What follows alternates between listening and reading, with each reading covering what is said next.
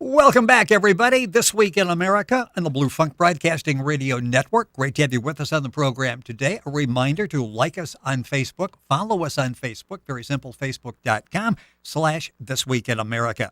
As I mentioned before, Susan Corey is going to be our guest on the program today. She has a doctorate in marine biology, is a retired university professor, a lecturer, and researcher.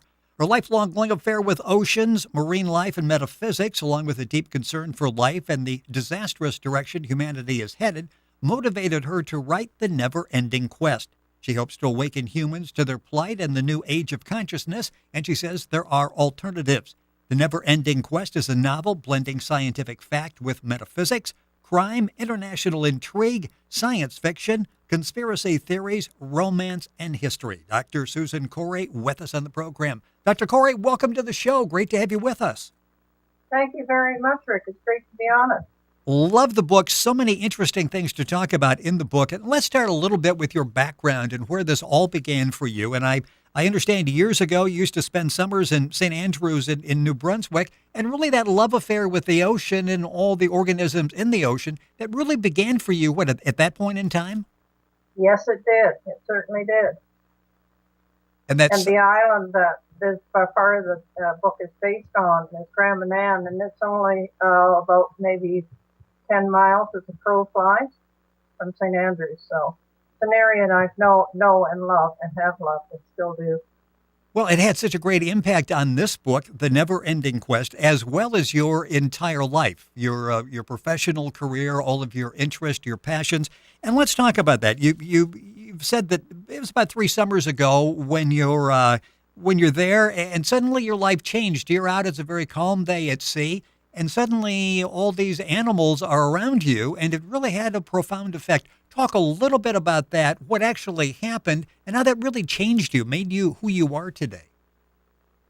Yes, it's very, very true. In fact, I get goosebumps every time I start thinking about it or talking about it.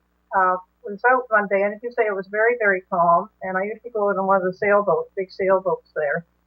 And we just sort of stopped, and it was very calm, and we had spotted some pinbacks close by. Now, they're big. They're second largest to the blue whale. And so we were saying, okay, there's 2 pinbacks over here. Somebody else, no, they're over here now, and somebody else also over there. And what was happening is we were getting more and more pinbacks coming in, and they started to swim around, making circles around the boat. Now, they weren't feeding because they weren't diving. They were just swimming around the boat. At the same time, some white-sided dolphins came in, and of course they love to play with the bow waves and so on. So they were all doing this in this big circle, continuously going around us for about 20 minutes. And around the outside of the circle, what really impressed me were some of the seals who usually put their head out of the water, basically, I think, to get away from the noise of the engine. And but they were out right down to below their shoulders, and they maintained that. They were like sentries around this whole thing. And of course, I was up in the bow. I love to take pictures, so I was taking all kinds of videos and snapshots. And after about 10 minutes, I just stopped and I just watched them. And then 2 or 3 of them started to vocalize. And this is what really, really got me, because it was extremely rare for the finbacks to actually vocalize at the surface. And something came over me, and I just sort of really felt part of the whole scene, like I was right in almost with them. And very shortly after that, we had a fog bank come in and had to leave. So it was basically, I think 2 or 3 days later, and I was just sitting relaxing, and it suddenly hit me what it was all about, because I was shivery for those 2 or 3 days.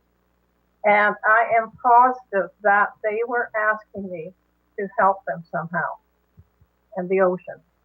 And that's what got me to sit down and start to write the book. Yeah, it's interesting because you said you made a promise to yourself as well as to the animals there, the whales, the dolphins, and the seals, that, okay, I am going to take your message out to the world, what we're actually doing, not only to the ocean, but doing to our planet. And you'd said before that you really knew at some point you were going to sit down and write a book. You really wanted to do that. And I guess waiting for that right motivation, that right sign, and everything aligned at that time, that's where the Neverending Quest began. That's true. That's exactly what happened.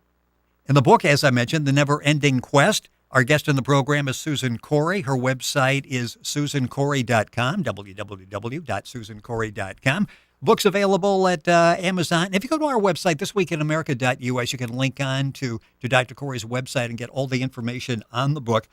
And let's talk about some of the characters in the book. It's always tough when you're talking about a novel. You want to give people enough information that they get excited about it, but not so much information they feel they've already heard about the book and they don't need to go buy it. I love the book. There are so many interesting aspects to this. And I mentioned in the beginning, it's a mix of everything. If you tried to define it, it would be pretty difficult to put it into one category. Let's start by talking about some of the characters in the book. One is a microbiologist by the name of Chris Renfrew. And what he really comes across the realization that something is wrong. Something is going on in the world. Talk a little bit about his character and what it is he discovered and why he was so alarmed by it. Well, the book actually starts with a letter from Chris Renfrew, a microbiologist, to another microbiologist by the name of Matthew, saying basically that he has pretty sure that he has discovered that there are some labs and so on in the world that are producing bioengineering very dangerous microorganisms. In other words, bioterrorism, if you wish. But he wasn't really too sure because he only had begun to do the research when he discovered he had terminal cancer. Well, before Matt could get back to him and discuss it, Chris had actually died. So Chris takes up the baton from there and carries on. Yeah, and Matthew Stone gets a former girlfriend, a colleague, Gwen Ross, involved. And then Matthew dies suddenly, what they said was an accident. Correct. And he leaked a bit of information to Gwen Ross. She is an international investigative reporter living in Boston. And the lab is, by the way, that we're talking about it's fictional, of course, but it is in Boston. And the other one that they say he talks to is Mary, a former girlfriend. And Mary is the daughter of one of the main characters, Nona, who lives on Graham-Annan Island and is also a microbiologist. And so the story sort of carries on there. Then Mary dies, and everything goes quiet except for Gwen. Gwen keeps digging on this because she promised Matt that she would try to find out, exactly what was going on and what was happening. And then Mary, before she dies, opens some letters that Matt left, and they're all in code, so she deciphers those, and then she gives all that material to Gwen. So it's Gwen that starts to carry it from there, all right? But Mary also has a daughter called Megan, and Megan is the main character that carries the book through about 2/3 of the way through, along with her husband and some other friends and so on. The book is the book is The Neverending Quest, and I really like the characters. In fact, as I was starting to really like the characters, they were dying. It's one of those where some you can explain, some you can't explain. The characters are dying, and it makes the mystery even more so. The Neverending Quest, the name of the book. Dr. Susan Corey, our guest on the program. The book is available at Amazon.com, www.amazon.com. Information at Dr. Corey's website, which is www.susancorey.com. Let's talk about some of the concepts in the book. And again, this is not just where you're throwing something out there and following through with one concept. You've got a number of them. Black budgets comes up in the book. Talk about exactly what that is. The black budgets is that part. It really, I think the name for that came from the United States. And it's that part of the government spending that is almost unaccounted for. We have seen a few things come as a result of it, but most of it has been done in deep secrecy, and they spend billions of dollars. I think it was 2 or 3 years ago, there was an announcement that came over the news that the United States government couldn't account for something like $9 billion. And as soon as I heard that, I thought, yeah, I know where it went, into the black budget. And this is related to what they call a lot of people call it the shadow government. I termed it the secret government. And this is a government apparently that's within the United States government. that the president has no control over. And this is the group that are apparently running all the black operations, if you want to call them, in these labs and various facilities and factories. And you talk about that's where the word black budget comes from. Well, yeah, and you talk about the world power elite. If we think that we are alone out there, we are separatists, that separatism actually exists. You make the case in the book with the world power elite. We're just basically all one out there, aren't we? We are all one. We are all one. But the power elite, the part of it is that government within the government, and part of it's military, and part of it's big banks, and so on and so forth. It's quite complex, but it's basically, Paul Fowler in his book calls them the elite, and he actually lists the various groups that are involved in the Bilderberg group and so on. And it's groups, they figure around 3,000 people that are basically literally controlling our entire planet. They're controlling the economy, they're controlling where wars pop up and not so forth. The book is The Neverending Quest, and there's always that realism as you read through the book. What are some of the main problems that they're trying to address, that they're trying to expose and they're trying to rectify? I mentioned at the beginning about sort of wonder how humanity ever got into this place. What is the state of humanity, and what are they trying to do to rectify this? Well, it basically, our main problem, and I mean it's been drummed all over and broadcast quite widely, is the excess carbon dioxide that we have in the air and in the sea. And this pollution, and the main pollution is there since the Industrial Revolution, which is logical because then that brings in all the like gas and oil, natural gas. And it's the production of this carbon dioxide, plus all the other pollution that we've contaminated the earth with. It makes it into such a serious state we're in right now.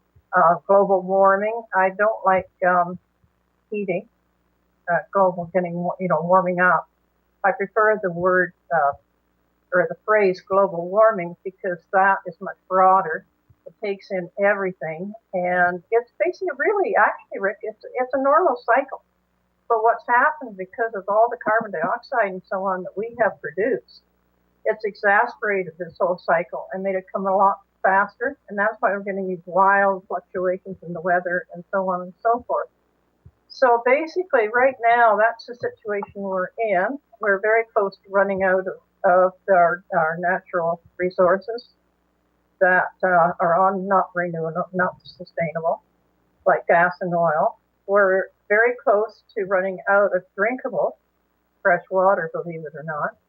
And many other factors. Acidification of the ocean is another big one. The oceans are slowly dying. And this is, one of the main reasons I wrote this book, because I couldn't stand by any longer as a marine biologist and do nothing about it. Well, and that's sort of the focus that I mentioned, the background in the beginning, and we talk about at an early age you began this love affair, and the experience you had when you had the whales and the dolphins and the seals around you.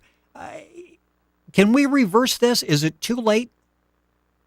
I don't think it's too late, but we're going to have to act very, very quickly. It has to be a global response. I mean, there's no one country, believe it or not, Rick, that can cure this problem. It has to be a collection, basically, of the entire world, especially what they call the Western world or the industrial developed parts of the world, because we're the ones that did most of the damage. So we're the ones that are going to have to start to really look at things. And there are signs. There's some big companies in the States that are actually trying to turn themselves entirely green. There are communities both in Canada and the United States that have become entirely green. This will help, but it's going to take a massive movement right across the planet. And as long as we've got this power elite in control, I'm afraid there's not much more we can do. We've always sort of seemed to have this ecological balance, and we'll take that into the living organisms that are in the sea. Are we tipping that? Because I read that there's a shortage here, and they're changing the areas where they breed that type of thing. Talk about the problem there, because again, I go back to your fascination, your love affair with the creatures in the sea. Is this going to be reversible? Uh, in some cases, no, because we've lost a lot of species.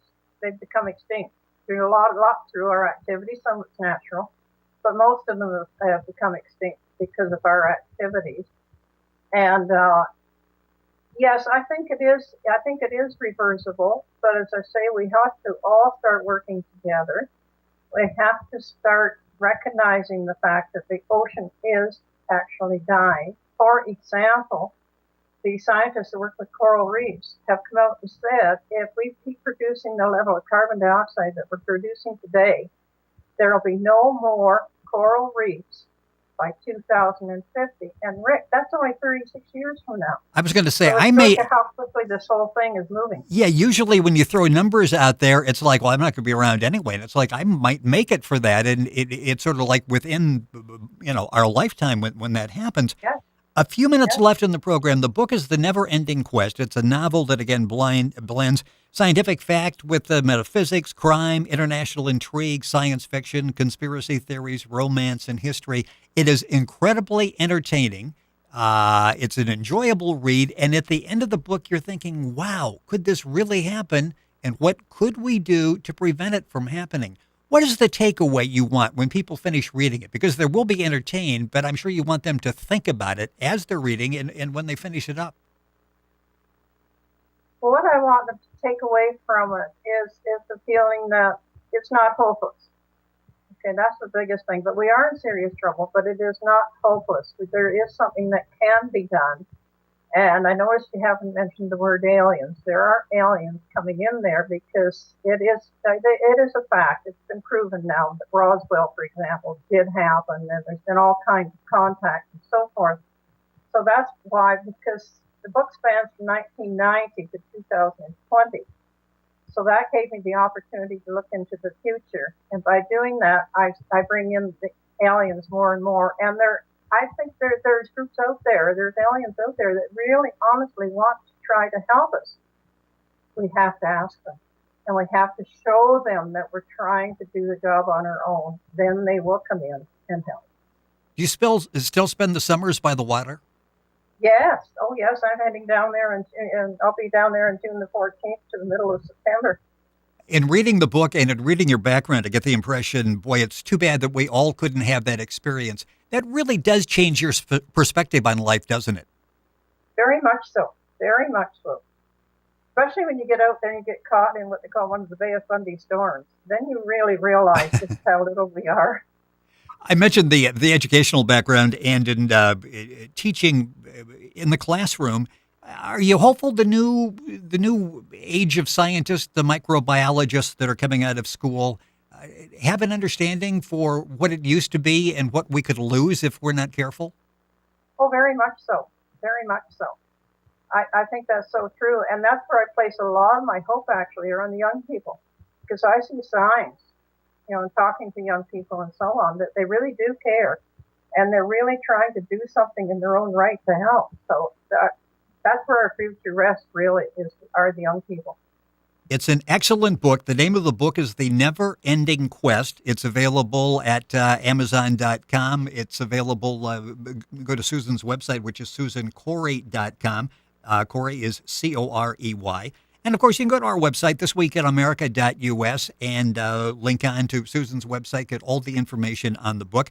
Dr. Corey, I love the book. Thank you so much for sharing some time with us and talking about it. You're bringing to the forefront a very important problem here. And as I'm reading and listening to you, one that we still can correct, but we better start realizing it and taking some action soon.